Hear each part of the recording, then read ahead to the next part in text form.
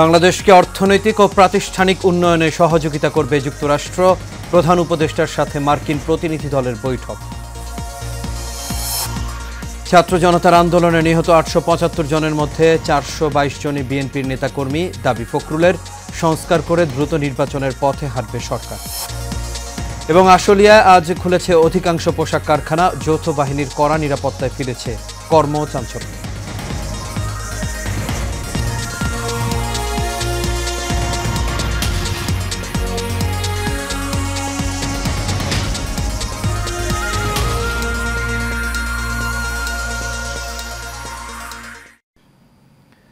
সবাইকে স্বাগত এশিয়ান নিউজে। দর্শক, পুরো সংবাদ জুড়ে আপনাদের সঙ্গে আছি আমি আনোয়ার রাজ। এতক্ষণ শুনছিলেন বিআরবি কেবল ইন্ডাস্ট্রিজ লিমিটেড সংবাদ শিরোনাম। এবার চলে যাচ্ছি পুরো খবরে।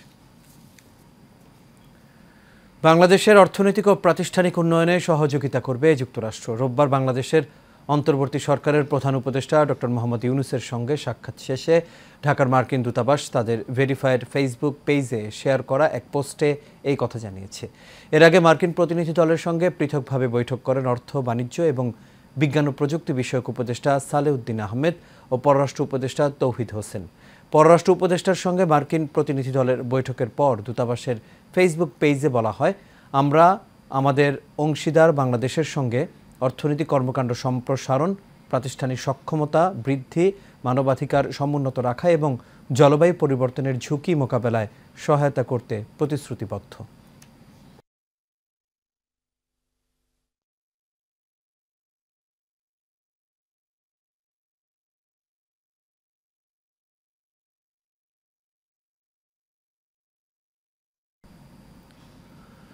বিএনপির মহাসচিব মির্জা ফখরুল ইসলাম আলমগীর বলেছেন, ছাত্র জনতার আন্দোলন হঠাৎ করে গড়ে ওঠেনি, এটি বহু বছরের নির্যাতন, নিপীড়ন ও ক্ষোভের বহিঃপ্রকাশ। তিনি বলেন, বিভিন্ন প্রতিবেদন অনুযায়ী আন্দোলনে গত ১৩ই আগস্ট পর্যন্ত ৮৭৫ জনের মধ্যে মৃত্যু হয়েছে। এদের মধ্যে ৪২২ জন বিএনপির নেতাকর্মী ছিলেন। এ সময় মির্জা ফখরুলের বক্তব্যে সংস্কার ও নির্বাচন প্রসঙ্গ উঠে আসে। দুপুরে গুলশানে বিএনপি চেয়ারপারসনের কার্যালয়ে এক সংবাদ সম্মেলনে এসব কথা বলেন দলটির মহাসচিব মির্জা ফখরুল ইসলাম আলমগীর। বিস্তারিত মণ্ডল এনামের রিপোর্টে। গণতন্ত্র পুনরুদ্ধার করেছে বাংলাদেশ জাতীয় দল বিএনপি। দেশের চলমান পরিস্থিতি নিয়ে দুপুরে চেয়ারপারসনের গুলশানের কার্যালয়ে এক জরুরি সংবাদ সম্মেলনের আয়োজন করে বিএনপি। হতাহতের পরিচয় যাই হোক না কেন, প্রতিটি প্রাণের মূল্য ও রক্তের মর্যাদা সমান। এ সময় দলটির মহাসচিব মির্জা ফখরুল ইসলাম আলমগীর বলেন, বিভিন্ন প্রতিবেদন অনুযায়ী আন্দোলনে গত ১৩ই আগস্ট পর্যন্ত ৮৭৫ জন মৃত্যু হয়েছে। এদের মধ্যে ৪২২ জনই বিএনপি নেতাকর্মী। বিভিন্ন প্রতিবেদন অনুযায়ী জুলাই গণহত্যায় ১৩ আগস্ট পর্যন্ত সমগ্র বাংলাদেশের শহীদ হন ৮৭৫ জন মানুষ, যার মধ্যে কমপক্ষে ৪২২ জন বিএনপি রাজনীতির সঙ্গে জড়িত। সংস্কার করে দ্রুত নির্বাচনের পথে হাঁটবে অন্তর্বর্তীকালীন সরকার, এমনটা প্রত্যাশা করেন তিনি। এই মুহূর্তে যে ধৈর্য ধরে সহনশীলতার সঙ্গে যে ইন্টারিম গভর্নমেন্টকে দায়িত্ব দেওয়া হয়েছে, তারা যেন কাজ করতে পারে, তাদেরকে সঠিকভাবে কাজ করতে দিয়ে অতি দ্রুত যে সংস্কারের কাজে তারা হাত দিয়েছেন, আমরা মনে করি এই কাজগুলো দরকার। এই কাজগুলোকে খুব দ্রুত শেষ করে একটা নির্বাচনের দিকে যাওয়া, যে নির্বাচনটা একটা নিরপেক্ষ সরকারের অধীনে নির্বাচন হবে এবং আপনার একটা অবাধ সুষ্ঠু জনগণ ভোট দিয়ে তাদের প্রতিনিধি নির্বাচন করবে, তারপরেই আপনার বাকি কাজগুলো করা সম্ভব। সংবাদ সম্মেলনে ডক্টর খন্দকার মোশাররফ হোসেন, মির্জা আব্বাস, ডক্টর আব্দুল মঈন খান, নজরুল ইসলাম খান ও সালাউদ্দিন আহমেদ সহ দলটির স্থায়ী কমিটির সদস্যরা উপস্থিত ছিলেন। নির্বাচন কেন্দ্রিক যে সংস্কারগুলো প্রয়োজন, অর্থাৎ নির্বাচন কমিশন, প্রশাসন, আপনার আইন শৃঙ্খলা বাহিনী, জুডিশিয়ারি, এই কথাগুলি আমরা বলেছি। Mondal Enam, Asian Television, Dhaka. BGMEA নির্দেশনা থাকলেও আশুলিয়ার সব পোশাক কারখানা এখনও খোলেনি।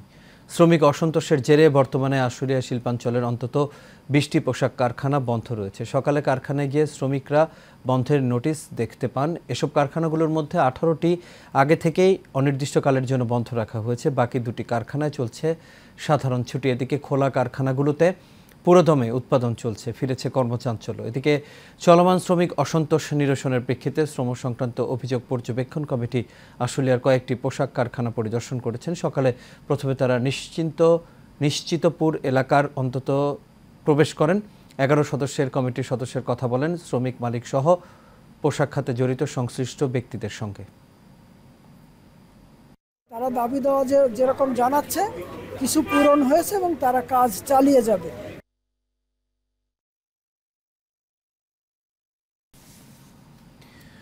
সাবেক জনপ্রশাসন মন্ত্রী ও মেহেরপুর 1 আসনের সাবেক সংসদ সদস্য ফরহাদ হোসেনকে গ্রেপ্তার করেছে র্যাব। শনিবার রাতে রাজধানীর স্কাটন এলাকা থেকে র্যাব 2-এর একটি দল তাকে গ্রেপ্তার করে। গ্রেপ্তারের বিষয়টি নিশ্চিত করেছেন আদাবর থানার ওসি মাহফুজ ইমতিয়াজ ভুইয়া।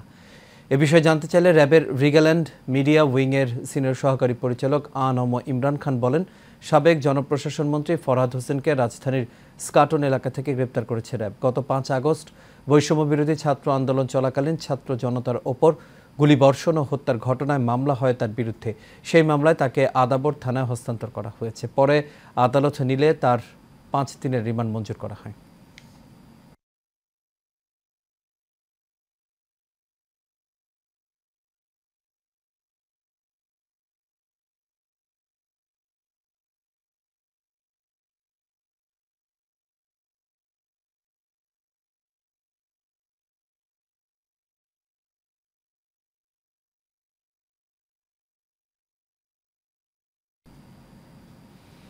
বরিশাল 2 আসনের সাবেক সংসদ সদস্য ও ছাত্রলীগের কেন্দ্রীয় কমিটির সাবেক সভাপতি মোহাম্মদ শাহ আলম তালুকদারকে মারধরের পর থানায় দিয়েছে সাধারণ মানুষ। শনিবার রাত 8:30টার দিকে তাকে রাজধানীর গুলশান থানায় সোপর্দ করেন তারা। পুলিশ বিভাগের উপপুলিশ কমিশনার রিয়াজুল হক বিষয়টি নিশ্চিত করে গণমাধ্যমকে জানান, শাহ আলমকে হেফাজতে রাখা হয়েছে, তার বিরুদ্ধে মামলা আছে কিনা তা খতিয়ে দেখা হচ্ছে। এর আগে চাঁদার দাবিতে হামলা, মারধর ও হত্যা চেষ্টার অভিযোগে সাবেক এমপি শাহ আলমের বিরুদ্ধে মামলা দায়ের করা হয়। 11 September Barishal senior judicial magistrate আমলি আদালতে উপজেলার চাখারের সৈয়দ আতিকুর রহমান বাপ্পি এই মামলা দায়ের করেন।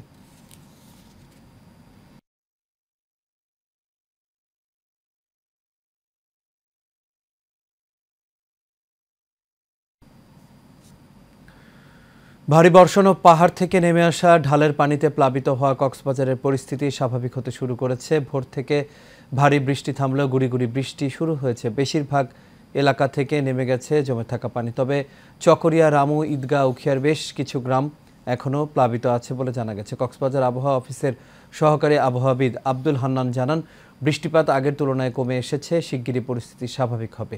বৃষ্টি কমে যাওয়ায় কক্সবাজার শহরে জলাবদ্ধতার কিছুটা উন্নতি হয়েছে। এদিকে টানা ভারী বর্ষণ ও পাহাড়ি ঢলে ক্ষতি হয়েছে ফসলি জমি, চিংড়ি ঘের ও মাছের ঘেরের, নষ্ট হয়েছে বীজতলাও।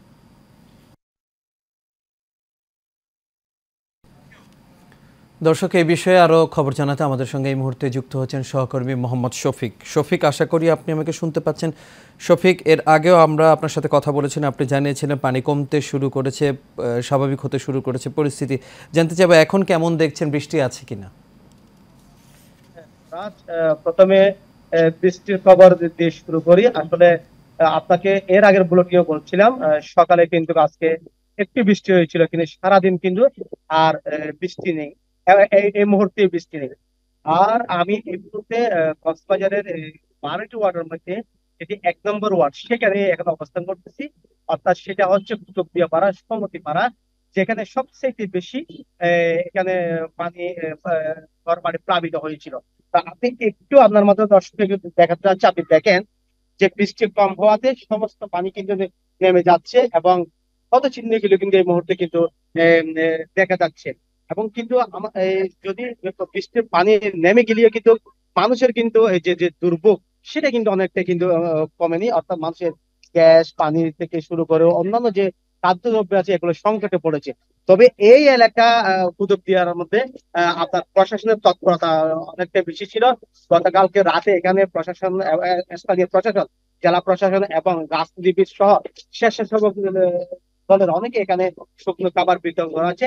একটু আগেও কক্সবাজার জেলা প্রশাসক, নবাগত জেলা প্রশাসক এখানে এসে একটা এনজিওর মাধ্যমে কিন্তু এখানে অনেক মানুষকে শুকনো খাবার উনি চলে গেছে। এটা হচ্ছে কক্সবাজারের শহরের খবর। আর কক্সবাজারের যে 12টি ওয়ার্ড আছে, অর্থাৎ বাজারঘাটা থেকে শুরু করে এসএম পাড়া, গুদার পাড়া এবং আপনার নুনিয়াছড়া, সব এলাকা থেকে পানি কিন্তু নেমে গেছে।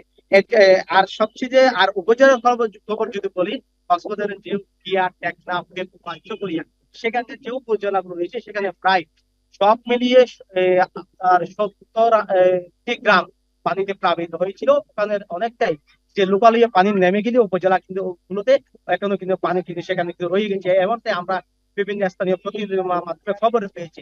আরেকটি খবর আপনাকে জানিয়ে রাখি, কক্সবাজারের এই যে পানি একটু বৃষ্টি হলে শহরের যে জলাবদ্ধতা সেটা প্রধান কারণ একটা হচ্ছে এখানে যে পাহাড় কাটা সেটা অব্যাহত রয়েছে, এবং বাঁকখালী নদী 21 কিলোমিটার যে বাঁকখালী নদী রয়েছে সেই বাঁকখালী দখল দূষণে পড়ে গেছে। এটাই কিন্তু কক্সবাজারের একটি বৃষ্টি হলে এই যে জলাবদ্ধতা সেটা প্রধান কারণ। অর্থাৎ পাহাড় কাটা বন্ধ করতে হবে, এখন দখল দূষণ কিন্তু বন্ধ করতে হবে। আর এই বৈরী আবহাওয়ার মাঝে আমাদের কাছে একটি খবর রয়েছে, কক্সবাজারের যে বঙ্গোপসাগর অনেক ট্রলার সেখানে মাছ ধরতে গিয়েছিল, মাছ ধরে তারা এই প্রাণের বয়ে তারা কুলে ফিরে আসার সময় অনেক ট্রলার কিন্তু সমুদ্রে কিন্তু ডুবে গেছে, এবং সেই সাথে বেশ কিছু ট্রলার মাঝে বলে এখন নিখোঁজ রয়েছে। এরই ধারাবাহিকতায় আমরা গতকাল থেকে কক্সবাজার নাজিরা ট্যাগ এবং কলাতুলি, হিমছড়ি বিভিন্ন সাগরের পয়েন্টে আমরা এ পর্যন্ত 4 জন লাশ কিন্তু সেখান থেকে মৃতদেহ কিন্তু উদ্ধার করেছে স্থান। জি শফিক, বুঝতে পেরেছি, আপনাকে অসংখ্য ধন্যবাদ। দর্শক, কক্সবাজার থেকে সার্বিক পরিস্থিতি খবর জানাচ্ছেন সহকর্মী মোহাম্মদ শফিক। চলে যাচ্ছি পরবর্তী খবরে। রাজশাহীর বৈষম্য বিরোধী আন্দোলনে 2 হাতে 2 পিস্তল নিয়ে গুলিবর্ষণকারী যুবলীগ নেতা জহিরুল ইসলাম রুবেলের 5 দিনের রিমান্ড মঞ্জুর করেছেন আদালত। বেলা 11:30টায় রাজশাহীর মেট্রোপলিটন আদালত 1-এর বিচারক ফয়সাল তারেক এই আদেশ দেন। এর আগে রুবেলকে আদালতে নেওয়া হলে 10 দিনের রিমান্ড আবেদন করে বোয়ালিয়া থানা পুলিশ। জানায় শুক্রবার কুমিল্লার দাউদকান্দিতে অভিযান চালিয়ে গ্রেপ্তার করা হয় তাকে। 5 আগস্ট দুপুরে রাজশাহীর আলুপট্টি এলাকায় ছাত্র জনতার ওপর গুলি চালায় রুবেল সহ আওয়ামী লীগের নেতাকর্মীরা। ওই দিন গুলিবিদ্ধ হয়ে প্রাণ হারায় 2 শিক্ষার্থী। এই ঘটনায় রুবেল সহ আওয়ামী লীগের সহস্রাধিক নেতাকর্মীদের নামে এরই মধ্যে একাধিক হত্যা মামলা দায়ের করা হয়েছে। ছাত্র জনতার অভ্যুত্থানে গাইবান্ধা জেলার 6 জন শহীদ হয়েছেন। প্রিয়জন হারানোর এসব পরিবারে এখন চলছে শোকের মাতম। যাদের নির্মমতার কারণে এমন প্রাণহানির ঘটনা ঘটেছে তাদের কঠিন শাস্তির দাবি জানিয়েছেন শহীদ পরিবারের সদস্যরা। খালেদ হোসেনের তথ্য ছবিতে আরো জানাচ্ছেন আরবি ইসলাম হিমু। ছাত্র জনতার গণ অভ্যুত্থানে গত 5 আগস্ট আশুলিয়া থানায় গুলি করে হত্যার পর যাদের লাশ পুড়িয়ে দেয়া হয়েছিল তাদের মধ্যে একজন গাইবান্ধার শাখাটার সাজ্জাদ হোসেন সজল। সন্তানের এমন নৃশংস হত্যাকাণ্ড কিছুতেই মেনে নিতে পারছেন না তার মা। এদিকে এখনো বাবার অপেক্ষায় সজলের 1.5 বছরের অবুঝ মেয়ে। বাবা আর কোনোদিন ফিরবে না। মেয়েকে এই কথা বোঝানোর সাধ্য নেই সজলের স্ত্রীর। যে একটা সম্মান দেওয়া হবে সেটা এখনো আমরা দেয়নি, ওকে দেওয়া হয়নি। আমি যুদ্ধের ময়দান থেকে পাবো না, আমি শহীদ হবো, নাহলে বিজয়ের পতাকা হাতে নিয়ে বাসায় যাবো। আমার ছেলেরা রেখেরা হলো। গত 4 আগস্ট আশুলিয়ায় অসহযোগ আন্দোলনে গুলিবদ্ধ হন নাজমুল।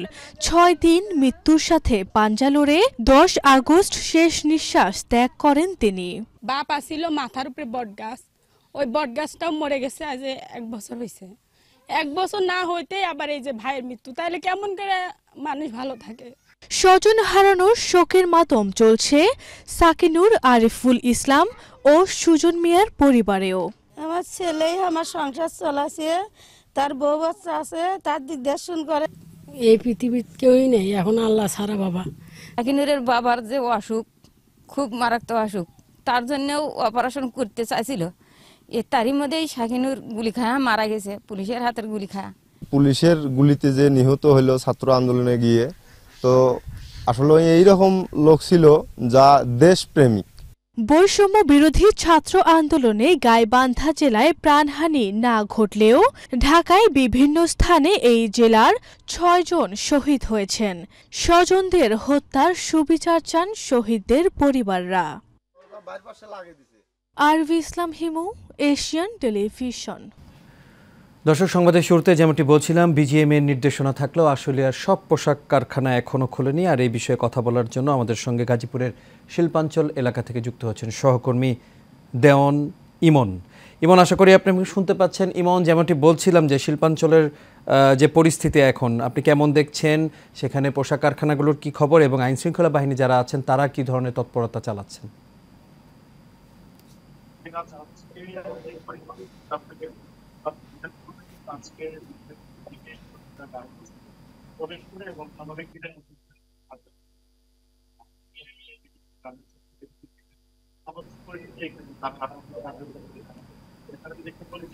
আইন শৃঙ্খলা নিয়ন্ত্রণের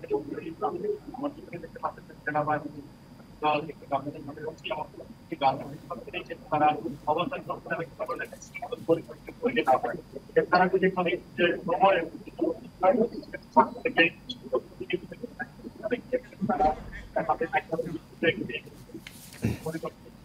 তারা গিয়ে মালিক হচ্ছে এবং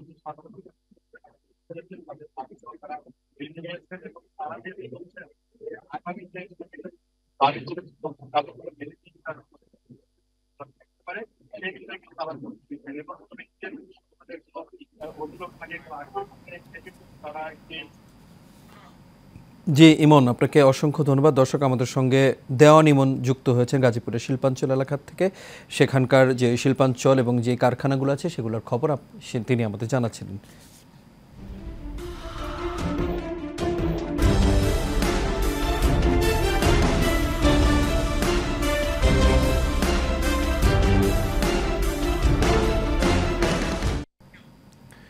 সারা বাংলার খবর। ঢাকা টাঙ্গাইল মহাসড়কের চন্দ্রা হরিণহাটি এলাকায় সড়কের গুরুত্বপূর্ণ স্থানে নেই কোনো ফুট ওভারব্রিজ, ফলে বাধ্য হয়ে ঝুঁকি নিয়ে রাস্তার উপর পায়ে হেঁটে পার হচ্ছেন পথচারীরা। এতে প্রায়ই ঘটছে সড়ক দুর্ঘটনা। জরুরি ভিত্তিতে এই মহাসড়কের ওপর একটি ফুট ওভার ব্রিজ নির্মাণের জোর দাবি জানিয়েছেন এলাকাবাসী।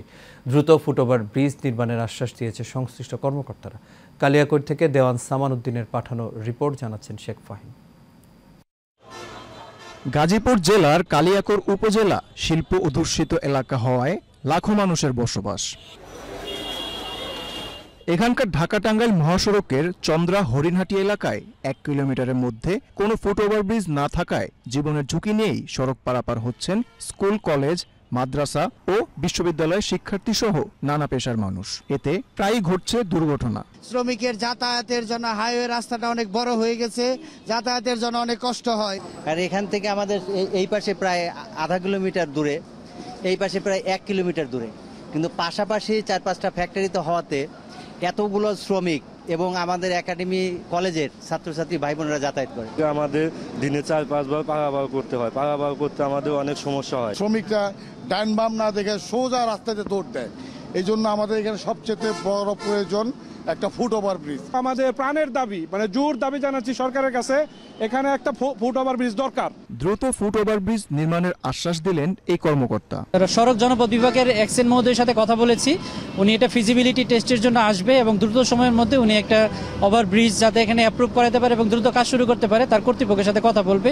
এবং আমরা আশা করি যে খুব দ্রুত সময়ের মধ্যে একটা ওভার ব্রিজ এখানে ইনশাল্লাহ হবে, যেহেতু একটা স্থানীয় ডিমান্ড আছে। স্থানীয় যারা লোকজন আছে, আমাদের ছাত্র সমাজ আছে, যারা এখানে সারাদিন ছিল, তারাও বলেছে এখানে একটা ওভারব্রিজ দরকার আছে। তো আমরা সর্বোচ্চ চেষ্টা করছি, ইনশাল্লাহ একটা ওভারব্রিজ আমরা এখানে দ্রুত সময়ের মধ্যে অ্যারেঞ্জ করতে পারবো বলে বিশ্বাস করি। অবিলম্বে ঢাকা টাঙ্গাইল মহাসড়কের হরিণহাটি পয়েন্টে একটি ফুট ওভারব্রিজ নির্মাণ করে দুর্ভোগ লাঘবের দাবি স্থানীয়দের। Sheikh Fahim, Asian television. গাজীপুরের কালীগঞ্জে দাঁড়িয়ে থাকা কাভার্ড ভ্যানে সিএনজি চালিত অটোরিকশার ধাক্কায় 5 যাত্রী নিহত হয়েছেন রাত 11টার দিকে কালীগঞ্জ টঙ্গী ঘোড়াশাল বাইপাস সড়কের মূলগাঁও মাদ্রাসা সংলগ্ন এলাকায়। এই সড়ক দুর্ঘটনাটি ঘটে। তাৎক্ষণিক নিহতের নাম পরিচয় যাওয়া যায়নি। সকালে এই তথ্য নিশ্চিত করেছেন কালীগঞ্জ ফায়ার সার্ভিসের লিডার মুস্তাফিজুর রহমান। কালীগঞ্জ ফায়ার সার্ভিসের লিডার মুস্তাফিজুর রহমান আরও জানান, খবর পেয়ে রাত 11টার দিকে ঘটনাস্থলে পৌঁছে এক নারীসহ 4 জনের মরদেহ উদ্ধার করা হয়। আর এই ঘটনায় স্থানীয়রা হাসপাতালে নেওয়ার পর এক শিশুর মৃত্যু হয়েছে। কালীগঞ্জ থানার ভারপ্রাপ্ত কর্মকর্তা মোহাম্মদ আলাউদ্দিন বলেন, কাভার্ড ভ্যানে সিএনজির ধাক্কায় 3 জন পুরুষ, 1 জন নারী ও 1 শিশু সহ 5 জন নিহত হয়েছে। এই ঘটনায় আহত 2 জন হাসপাতালে চিকিৎসাধীন। এ বিষয়ে আইনগত ব্যবস্থা নেওয়া হবে।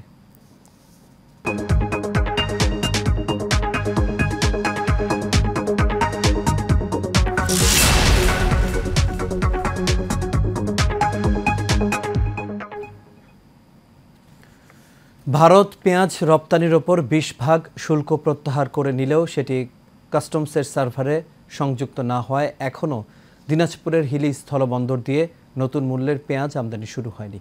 আজ তাদের সরকারি ছুটি হয়, সেটি সংযুক্ত হওয়ার সম্ভাবনা নেই। আগামীকাল সোমবারে সার্ভারে সংযুক্ত হলে সেদিন থেকেই নতুন মূল্যের পেঁয়াজ আমদানি শুরু হতে পারে।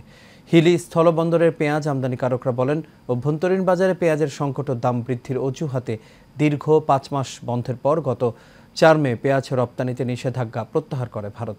তবে রপ্তানি নিরুৎসাহিত করতে এর ওপর 40% শুল্ক আরোপ করে রাখে। এর ফলে বাড়তি দামের কারণে সেভাবে বন্দর দিয়ে পেঁয়াজ আমদানি সম্ভব হয়নি।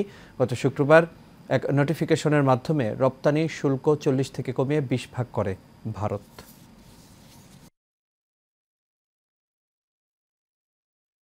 আর এর সাথে শেষ করবে এশিয়া নিউজ। তবে যাবার আগে বিআরবি কেবল ইন্ডাস্ট্রিজ লিমিটেড সংবাদ শিরোনামগুলো দেখে নেব দর্শক আরও একবার। বাংলাদেশকে অর্থনৈতিক ও প্রাতিষ্ঠানিক উন্নয়নে সহযোগিতা করবে যুক্তরাষ্ট্র, প্রধান উপদেষ্টার সাথে মার্কিন প্রতিনিধি দলের বৈঠক। ছাত্র জনতার আন্দোলনে নিহত 875 জনের মধ্যে 422 জনই বিএনপির নেতাকর্মী, দাবি ফখরুলের। সংস্কার করে দ্রুত নির্বাচনের পথে হাঁটবে সরকার। এবং আশুলিয়ায় আজ খুলেছে অধিকাংশ পোশাক কারখানা, যৌথ বাহিনীর কড়া নিরাপত্তায় ফিরেছে কর্মচাঞ্চল্য।